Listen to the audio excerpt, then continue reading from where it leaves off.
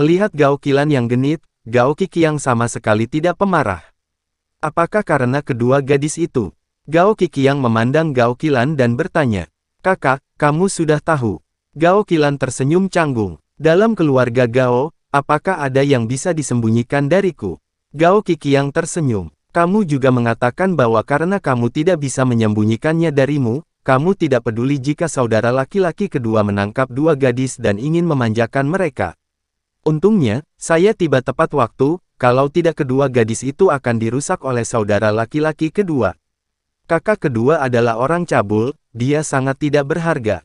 Aku ingin melihatnya dan memarahinya." Gao Qilan berkata dengan marah. "Kakak keduamu memang harus mengurusnya, tapi jangan selalu memarahi kakak keduamu, lagi pula dia adalah kakakmu.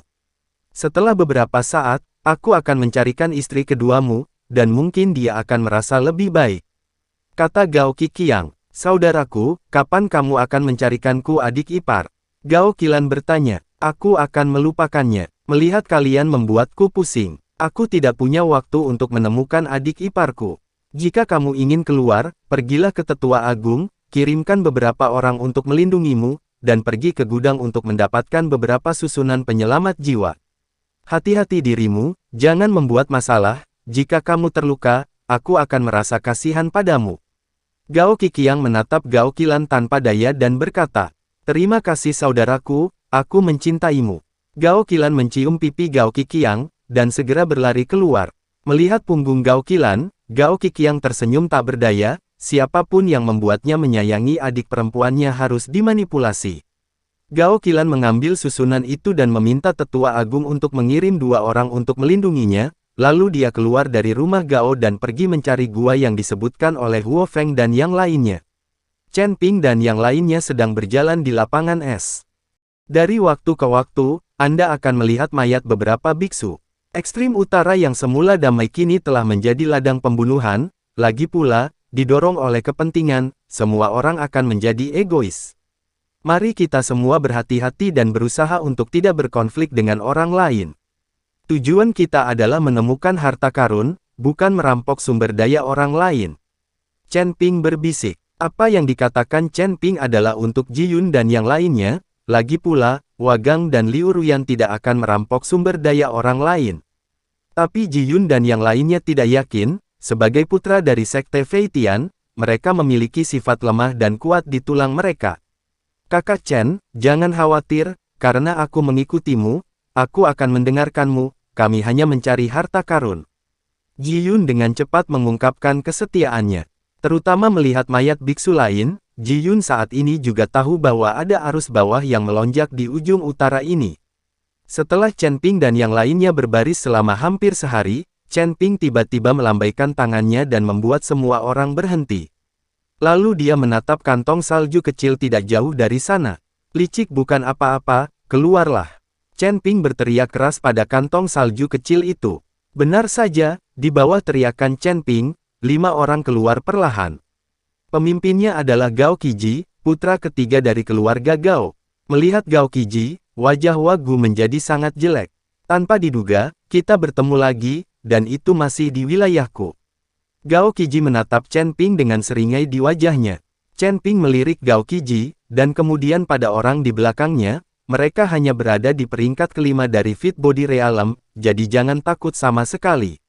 Bahkan jika Chen Ping tidak bergerak, kekuatan Ji Yun di peringkat ketujuh dari alam fusion sudah cukup untuk menghadapinya.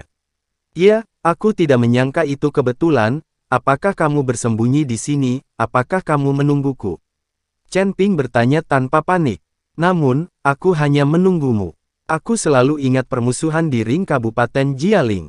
Mata Gao Qiji sedikit menyipit, dan ada rasa dingin di matanya. "Apa yang bisa saya lakukan jika saya ingat? Hanya beberapa orang, bisakah Anda menghentikan saya?" Chen Ping tampak menghina. Gao Qiji melihat orang-orang di sekitar Chen Ping, kecuali Liu Ruyan dan Waguan, Siti Qiao dan wanita tua itu sama-sama berada di peringkat kelima dari alam pemasangan tubuh, dan Ji Yun berada di peringkat ketujuh dari alam tubuh pas. Dari segi kekuatan saja, memang lebih tinggi dari beberapa orang yang dia bawa.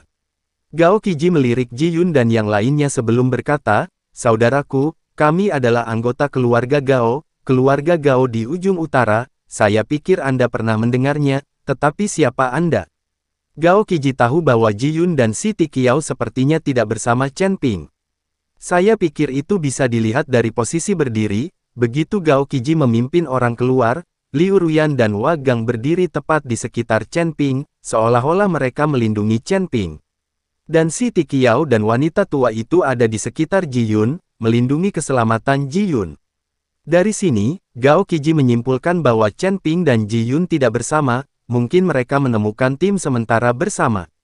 Saya harus mengatakan bahwa kemampuan Gao Qiji untuk mengamati dan menilai cukup bagus. Saya Ji Yun dari Sekte Fei Tian. Tentu saja Ji Yun pernah mendengar tentang keluarga Gao, dan mengetahui kekuatan keluarga Gao di ujung utara. Oh, ternyata itu saudara dari Sekte Fei Tian, maaf atas ketidaksopananmu.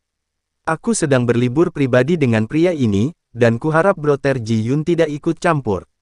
Gao Qiji menangkupkan tinjunya dan berkata. Ji Yun tertegun sejenak, dan ketika dia tidak tahu bagaimana menjawab, Chen Ping berkata perlahan, aku tidak perlu orang lain untuk campur tangan, aku bisa menjagamu. Ketika Gao Qiji mendengarnya, dia langsung tertawa, nak, apa yang kamu bicarakan? Aku membawa semua elit keluarga Gao kita, dan masing-masing dari mereka memiliki kekuatan peringkat kelima dari alam fusion. Sendiri, kamu masih ingin membersihkan kami. Kamu bisa bermimpi. Jika kamu tidak percaya padaku, kamu bisa mencobanya, tetapi setelah kamu kalah, keluarlah dariku dan jangan memprovokasi aku lagi. Chen Ping tidak ingin membunuh Gao Qiji, karena sekarang Chen Ping tidak ingin membuat perseteruan maut dengan keluarga Gao. Hal terpenting bagi Chen Ping saat ini adalah menemukan harta karun itu. Oke, jika kamu bisa mengalahkan anggota keluarga Gao-ku, aku pasti akan bersembunyi darimu ketika aku melihatmu. Gao Qiji langsung setuju, karena dia tidak percaya Chen Ping bisa menang.